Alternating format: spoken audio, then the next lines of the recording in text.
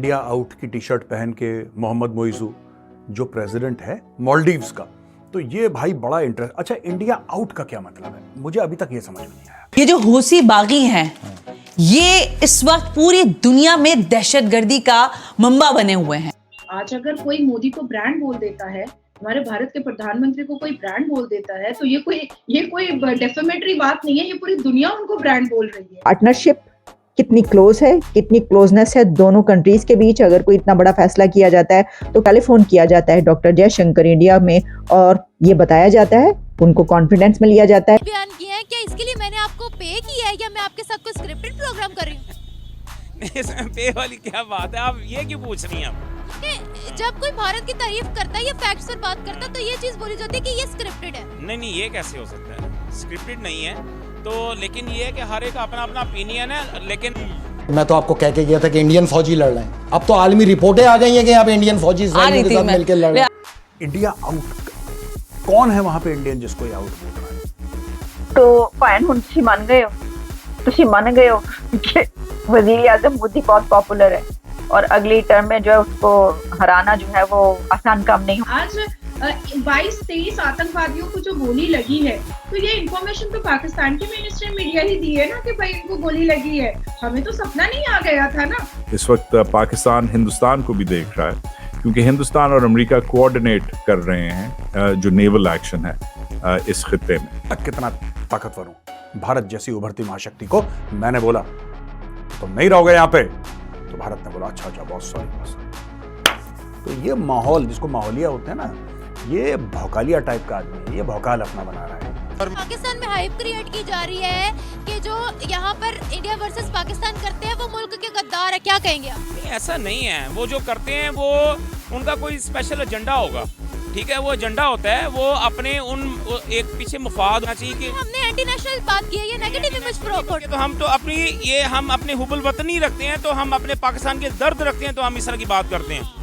तो हम ये बताते हैं कि वो आगे आज इसरो जो है वो पूरी दुनिया में फेमस है और अटल बिहारी वाजपेयी जी वो व्यक्ति हैं जिन्होंने बातें उठा दी थी संसद के अंदर 370 एप्लीकेशन की भी, जिन्होंने बातें उठा दी थी संसद के अंदर, पार्लियामेंट के अंदर 33 वुमेन रिजर्वेशन बिल की। हम आम आदमी हैं, आम आदमी अगर ये सोच रहा है कि एक गांव से उठ के पिंडी बड़िया छोटा सा कस्बा टाइप शहर है, अगर वहाँ से उठ के एक बंदा ये सोच रहा है कि हम इंडिया से बहुत पीछे हैं, तो हम वाकई बहुत पीछे हैं। जहाँ मर्जी कोई बुलाए, मैं उसका जो हकीकत है वो, मैं किसान हूँ, एज ए किसान मैंने जो आपको अपना मसला बताया, उधर यूरिया 5,000 रुपये में मिल रही है जो इंडिया में 500 रुपये मिल रही है, और DAP इधर 15,000। हमास हम हैं, इस्लामी जिहाद हम हैं, फलस्तीन इस्लामी जिहाद हम हैं, हमसे मुराद आप? हिजबुल्लाह हम हैं, अच्छा। हजदल शाबी हम हैं, ज़ैनबियून हम हैं, फातमियून हम हैं, यमनी हुसी अंसारुल्लाह हम हैं, वॉइस ऑफ चौदाह पाकिस्तान हम हैं। मालदीव्स के लोगों को मैं बता दूं, आपके पास ये आपका और चीन का रिश्ता हर समय नौकर और मालिक का रहेगा। मैं क्यों बोल रहा हूं आपको? आप में किसने अभी तक गद्दारी की? गद्दारी की है इंडिया ने। इंडिया सबसे बड़ा गद्दार है हमारे साथ। जो क्या गद्दारी की है जरा बताओ। बहुत गद्दारी की है, काफी गद्दारी की है उन्हें हमारे साथ, यानी कि बहुत मसले मसाइल किए हैं। कोई कह रही हूँ मिसाल दीजिए। मिसाल अब बता नहीं, मिसाल नहीं है, लेकिन ये लफ्ज पता कि ये बोल मिसाल नहीं है, मिसाल नहीं है। नमस्कार दोस्तों, जय हिंद। मालदीव्स को अपने किए पर पछतावा शायद होगा या नहीं होगा, हमें नहीं पता, पर भारतीयों ने ठान ली है कि वो मालदीव्स को पूरी तरीके से बाइकआउट कर देंगे। हर साल लगभग 2 लाख लोग मालदीव जाया करते थे, पर अब लोगों का इंटरेस्ट मालदीव से लक्षद्वीप और अंडमान निकोबार की तरफ शिफ्ट हो चुका है। ऐसा कहा जाता है कि मई महीने तक लक्षद्वीप की सारी बुकिंग्स फुल हो चुकी है और लक्षद्वीप को इंटरनेट पर सर्च करने का रेशो इतना बढ़ गया है कि लोगों ने उसको 3,400 गुना ज़्यादा सर्च किया है। और देखने में तो यही लगता है कि अगले 2-3 सालों में जब मालदीव्स को लोग पूरा बाइकआउट कर देंगे और लक्षद्वीप को पूरी तरह से डेवलप होने के बाद इंटरनेशनल टूरिस्ट भी लक्षद्वीप में काफ़ी अच्छी तरीके से अपनी छुट्टियां मना सकते हैं। इंडिया आउट का टी-शर्ट पहनकर मालदीव्स के प्राइम मिनिस्टर ने एक समय में कई सारी घोषणाबाजी की, इलेक्शन कैंपेन किए और जीत के आने के बाद सबसे पहले वो चाइना गए। हमेशा से ही मालदीव्स की एक रीत रही है कि वहाँ का प्राइम मिनिस्टर इलेक्शन जीतने के बाद सबसे पहला विदेशी दौरा करता है, वो भी भारत का। पर मोहम्मद मोइजू ने इस रिश्ते को तोड़ दिया। इस और ईद को बुलाकर वो सबसे पहले चाइना के पास गया। ऐसा कहा जाता है कि जब गुइजू कोई मिनिस्टर था तब उन्होंने चाइना के कई सारे टेंडर पास किए, चाइना का कई सारा पैसा खाया और चाइना के कई सारे इन्वेस्टमेंट मालदीव्स में होने दी और इसी का फर्ज अदा करने के लिए शायद सबसे पहले वो चाइना गया है और चाइना को विनती करता है कि चाइनीज ज़्यादा से ज़्यादा मालदीव्स आए और मालदीव्स का टूरिज्म बढ़ाए, क्योंकि उसको पता है कि एक बार अगर इंडियंस ने ठान ली तो वो मालदीव्स कभी नहीं आएंगे। हाँ, कुछ इक्का दुक्का कम पैसे में घूमने के लिए शायद मालदीव जा सकते हैं, पर जो कट्टर भारतवासी है, कट्टर देश प्रेमी है, वो मालदीव्स कभी नहीं जाएंगे।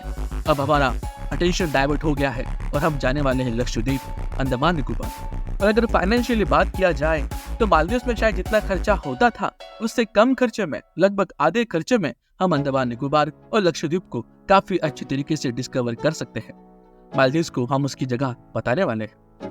दूसरी ओर पाकिस्तान में फ्रीडम ऑफ स्पीच बिल्कुल नहीं है। कोई अगर यूट्यूबर रास्ते पर उतरकर लोगों की राय लेता है, भारत में हो रहे डेवलपमेंट के ऊपर उनसे डिस्कस करता है और पाकिस्तान इसमें इतना पीछा क्यों है, बस इसी बातों पे अगर कोई डिस्कस कर रहा हो तो उसकी पाकिस्तानी सरकार उसे उठा लेती है। पिछले 4 दिनों से एक पाकिस्तानी यूट्यूबर गायब है। अब यह बात अलग है कि पाकिस्तानी यूट्यूबर भारत का नाम ले लेकर अपने व्यूज पाते हैं और हमें भी काफी बड़ा मजा भी आता है, पर पाकिस्तानी सरकार और पाकिस्तानी आर्मी इतना डरती है कि भारत की जो वाह करेगा उसको कई बार जेल जाना पड़ सकता है। ये तो हमने देख लिया। दूसरी ओर यूके और यूएसए ने यमन के ऊपर युद्ध बोल दिया।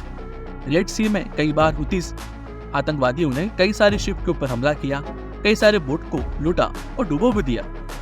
इसके बाद यूके और यूएसए ने कड़ा कदम उठाते हुए यमन के ऊपर हमला किया।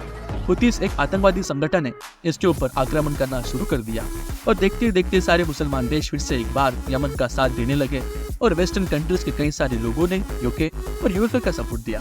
कहने में ये भी आता है कि यूके और यूके की तरफ से काफी सारे फोन भारत की विदेश मंत्रालय को आए, इनमें काफी सारी बातचीत भी हुई और ऐसा कदम उठाने के पहले वेस्टर्न देशों ने एस जयशंकर जी के साथ बात की, उनके साथ डिस्कस किया और तब जाके हो ऐसे नतीजे भी पहुंचे हैं। ऐसी खबरें हैं। भारत का ओपिनियन इंटरनेशनल लेवल पे मैटर करता है। एस जयशंकर जी को सारे लोग सुनते हैं, मोदी जी का ओपिनियन बड़े बड़े देश लेते हैं। ये बात बिल्कुल सही है। अब ये युद्ध फिर से कहाँ ले जाएगा ये हमें नहीं पता। दूसरी ओर भारत का दोस्त अफगानिस्तान और पाकिस्तान के संबंध काफी खराब होते नजर आ रहे हैं। आए दिन उनके बॉर्डर्स पर कोई ना कोई वारदात होती रहती है और हमेशा से ही पाकिस्तान जो अफगानिस्तान को बदनाम करते आया हुआ है, आज अफगानिस्तान पाकिस्तान से सारा का सारा बदला ले रहा है। पाकिस्तान और अफगानिस्तान के रिश्ते इतने जल्दी सुधरने वाले नहीं है, ये तो हमें दिखाई पड़ता है। अगर आपको हमारे वीडियो पसंद आते हैं तो हमारे चैनल को सब्सक्राइब कीजिए। धन्यवाद। जय हिंद।